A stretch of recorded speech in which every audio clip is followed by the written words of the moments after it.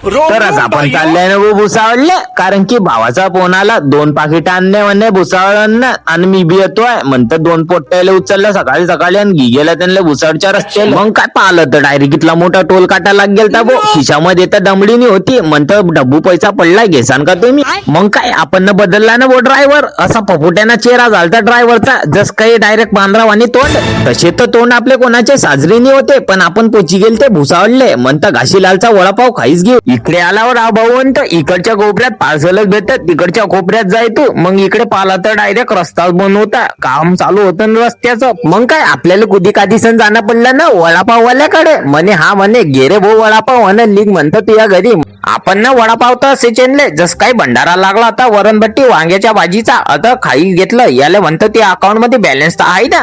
मग आता बॅलन्स असो नसो पण आपल्याला 2-3 कप तर चहा लागली जाते भो सकाळी सकाळी. मग या भाऊच्या दुकानाला जाईसन आपण ना पी घेतली चहा. मग आपला भाऊ बी गेलता भाऊ. मग आपण ना त्यांना सामान दिला ना आपण दुसऱ्या गाडीवर दुसरा सामान घ्यायला चालले गेलं दुसऱ्या घराकडे.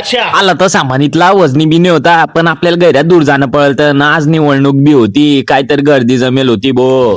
आणि आपले तर रेल्वेची तिकीट बी करेल होते भो माझ्या भावानं सांगलं, कारण की आपल्याला जाणं होतं गुजरातले आणि त्याचे तिकीट आपण ना 2 महिन्या पहिले करी ठेवलते. म्हणतं माझा सजरा तोबडा दाखवी दे म्हणता आणले.